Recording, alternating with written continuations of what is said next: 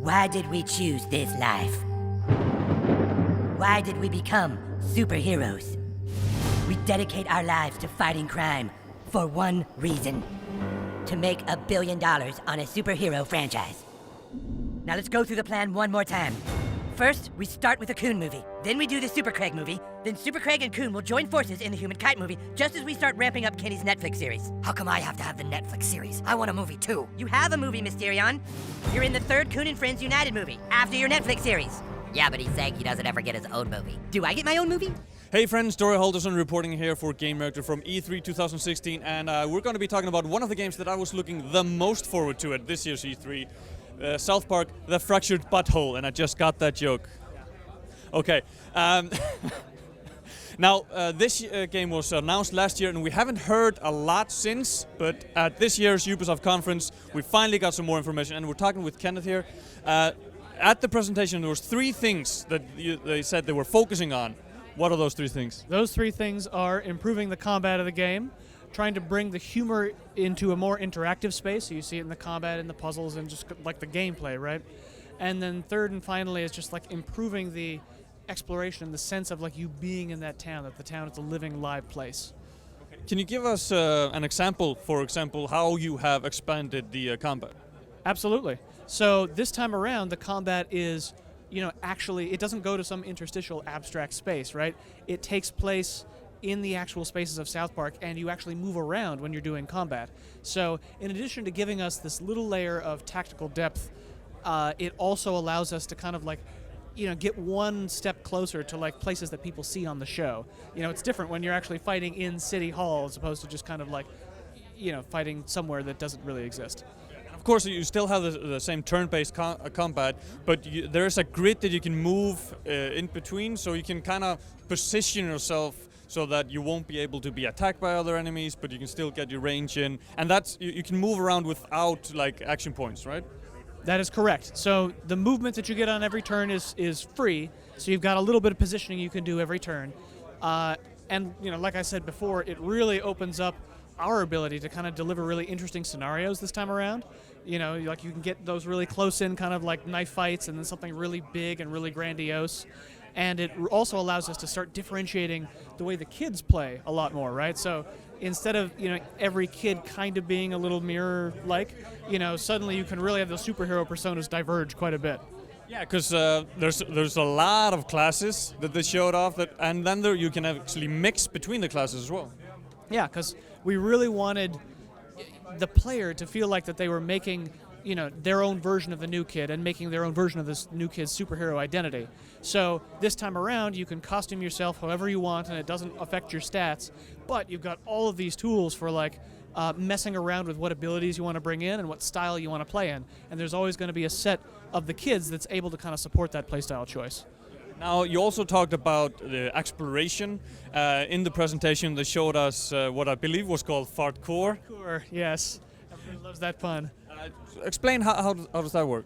Well, so we wanted to preserve one of the great things about the first game, right? Which was that you kind of started building up this like almost utility belt of things you could do to kind of like dig at South Park as you kind of went through the story.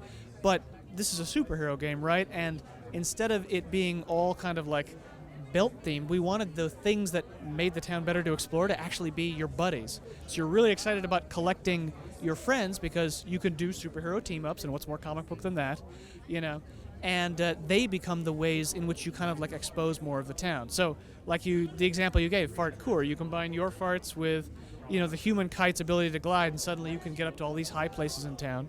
And there's all sorts of other interesting combos that I totally don't want to spoil for you, so I'm just going to hold them back. But that's the pattern that we're going for.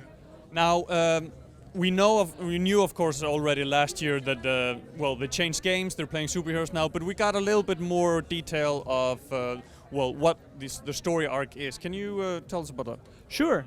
So, like you just mentioned, it's only a few days later after Stick of Truth, and for certain reasons, Cartman has decided to like push, get out of this kind of Dungeons and Dragons game and into superheroes. Well, if he can't be king. Yeah, that's just it. Like maybe, just maybe, he wanted to be on top again. And so you very quickly go from being kind of like god of this world to just, yep, you're another scrub and you're trying to work your way back in. And, that's what gets you started. But of course, it is a superhero game, so there actually is something rotten going on in South Park that, the kids kind of stumble into on their way to trying to build up franchises and become, essentially like Netflix gods. Now, of course, this is a bit of a unique position making this game because there's a close collaboration with South Park Studios. But what are actually the studios that are working on the game? So the studios it's Matt and Trey and South Park Studios and South Park Digital Studios, and then ourselves at Ubisoft SF. So, like you said, it's a tight collaboration. Like, we're actually flying down there pretty much twice a month at this point and getting on the phone all the time, and basically, like, we get down there and we collaborate on everything having to do with the gameplay. And it's a really interesting hybridization because, they are clearly, like, they know exactly what they're doing in terms of narrative and pacing, but we've got all of these kind of gameplay systems, and trying to get both teams to learn how to, like, use gameplay to tell a joke and, use this scenario to, like, invent interesting gameplay. It's actually been a kind of a cool challenge. And they're not writing the story for the game a week in advance this time. No. That was the other advantage of a tight collaboration. Like, we've been building this arc over the entire course of the development. And, like any good writing set, there's iteration, but, the arc was established much, much earlier. Great. Now, when are we going to finally get our hands on the game, and on what platforms? All right. The game is coming out on December 6th, and it's coming out on Xbox One, PS4, and PC on Steam. And I believe at the Ubisoft conference there was talk about if you pre-ordered, you'll get the Stick of Truth for free. Yep. The mechanics of it escape me a tiny bit, but the general gist is that if you pre-purchase, if you put down the full money on the game right now, you will find a code worming its way towards you, and you'll be able to play Stick of Truth for free. Okay, so people out there, keep that in mind. Thank you so much for your time. Of course, thank you very much.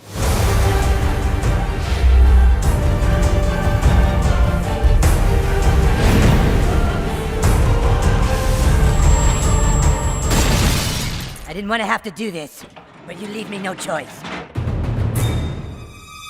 Did I just hear someone use a microaggression?